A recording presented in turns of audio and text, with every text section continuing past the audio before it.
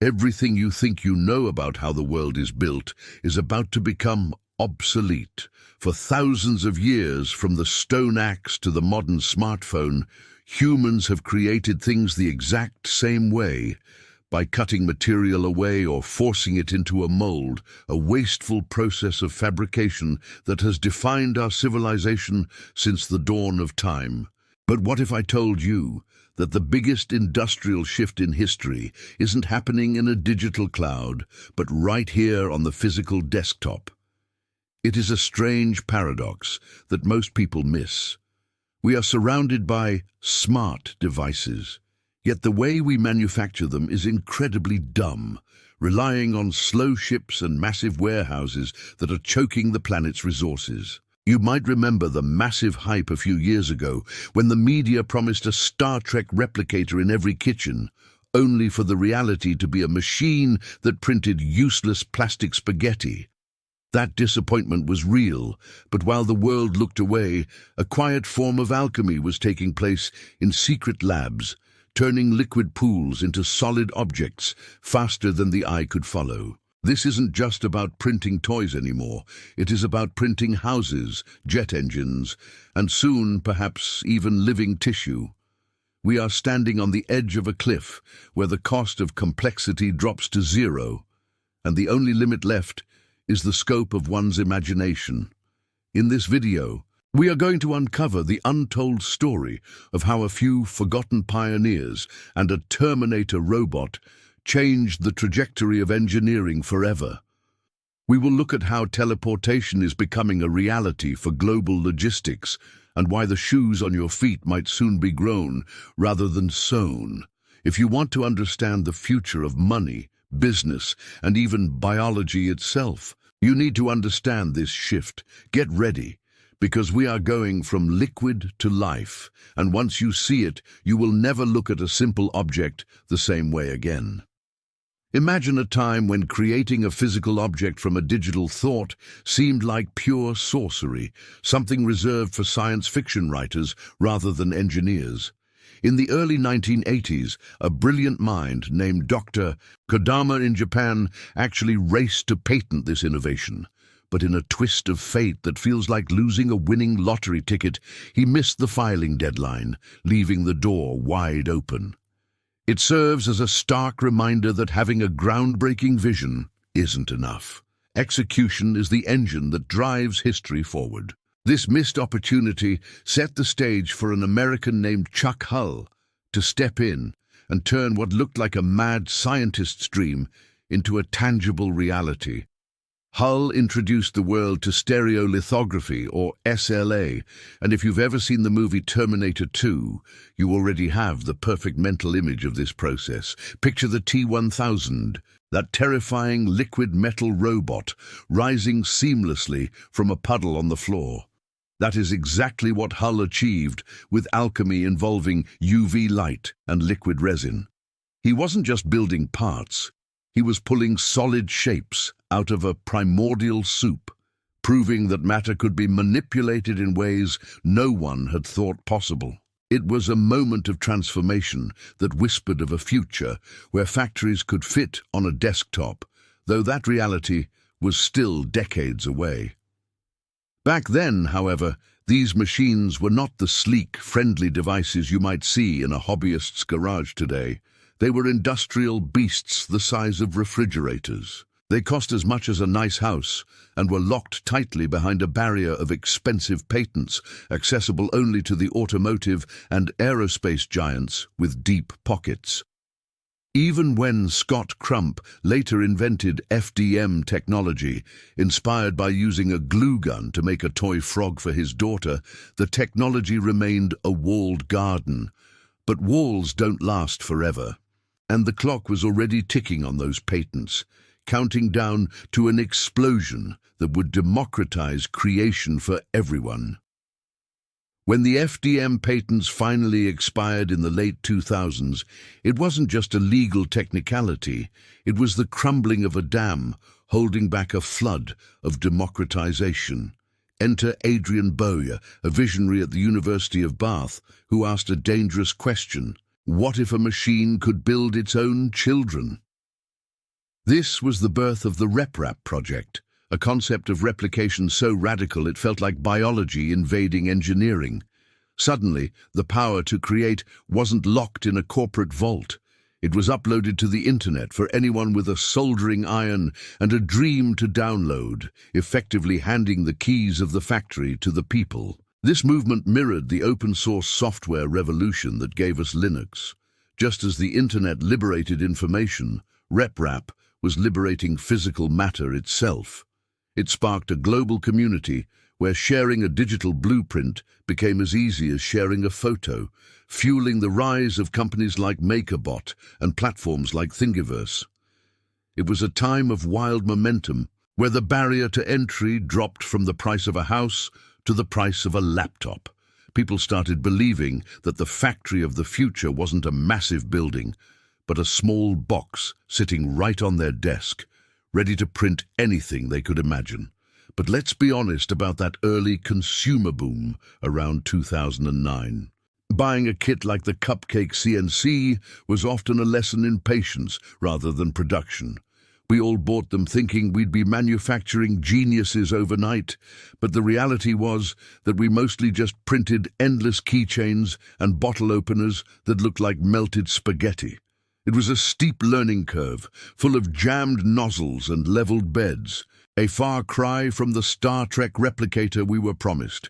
Yet amidst that frustration, a new kind of maker was being forged, one who understood that the true value wasn't in the trinket, but in the power to iterate, preparing the ground for a shift that would silence the critics. Walk into any massive warehouse today, and you are essentially walking through a graveyard of inventory, waiting for a resurrection that might never come. Companies spend billions storing parts for tractors or appliances that went out of production a decade ago, just in case a customer needs one. It is a monument to stagnation, where capital is tied up in dusty boxes on high shelves, gathering cobwebs instead of value.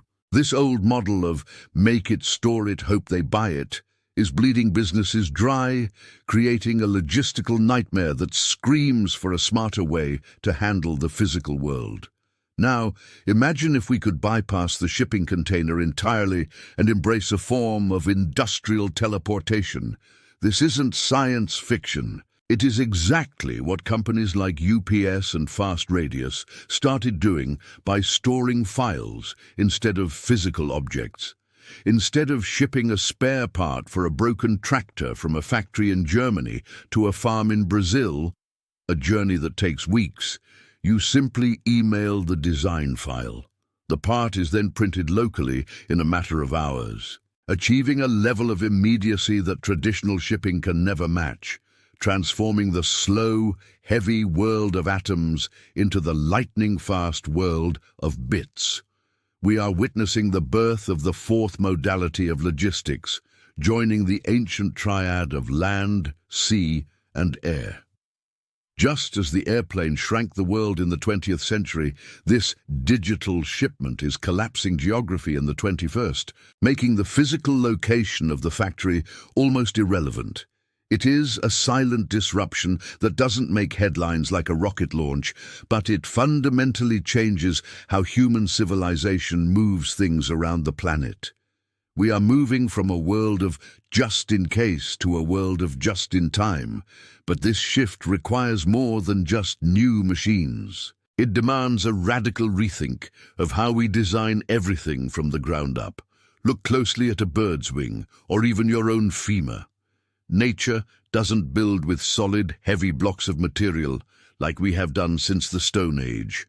Instead, it places material only where stress flows, creating structures that are incredibly light yet strong, a lesson in efficiency that traditional manufacturing ignored for centuries. We used to carve away from a solid block, leaving us with clunky, heavy shapes, but 3D printing allows us to mimic this bone growth through generative design.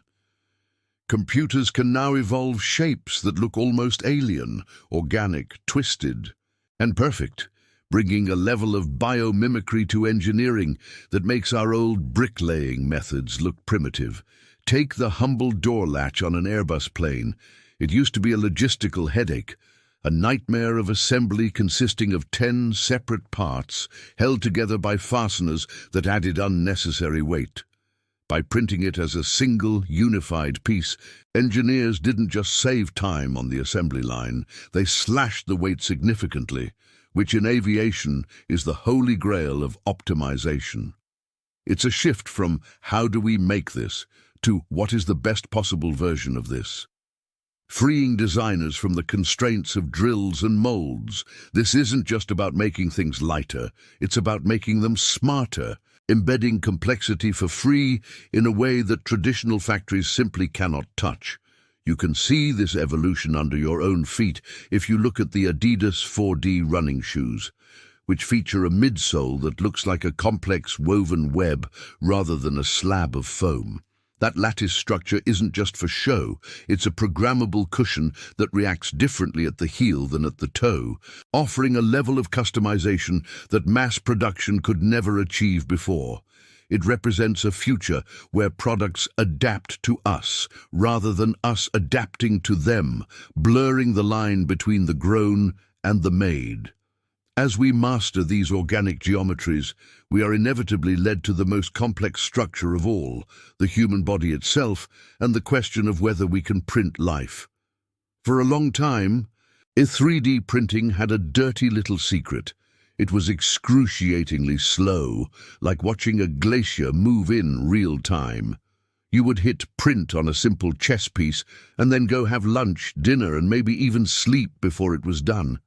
This lack of velocity was the industry's Achilles heel, a massive bottleneck that kept these machines trapped in prototyping labs instead of conquering factory floors. It was a jerky, stop-start rhythm, print a layer, peel, re-ink, repeat, that tested the patience of even the most visionary engineers, making the idea of mass production seem like a distant, impossible dream. Then came a moment that felt like pure magic, a breakthrough introduced by a company called Carbon 3D with their clip technology.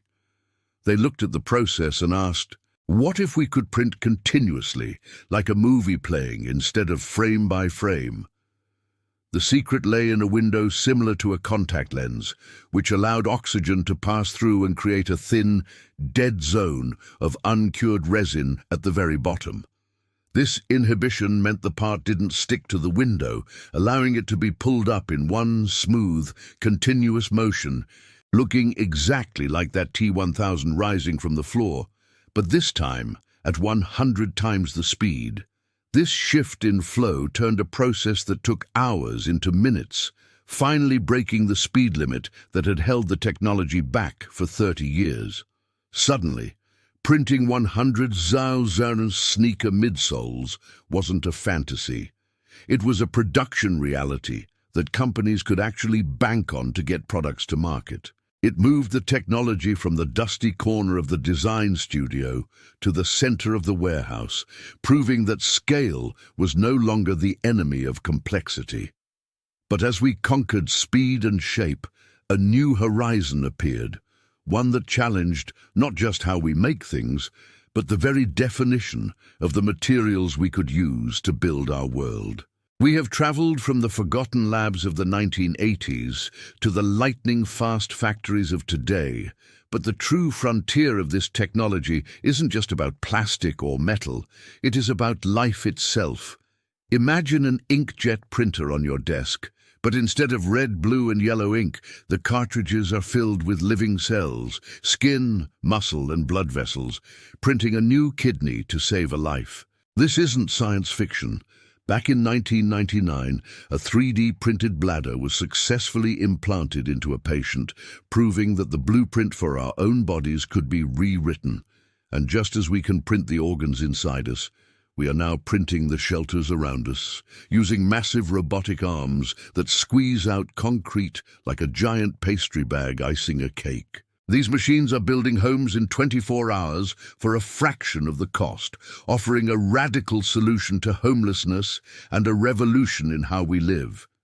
So, I have to ask you, if you could print anything, a spare part for your car, a new home for your family, or even a vital organ for a loved one, what would you create first?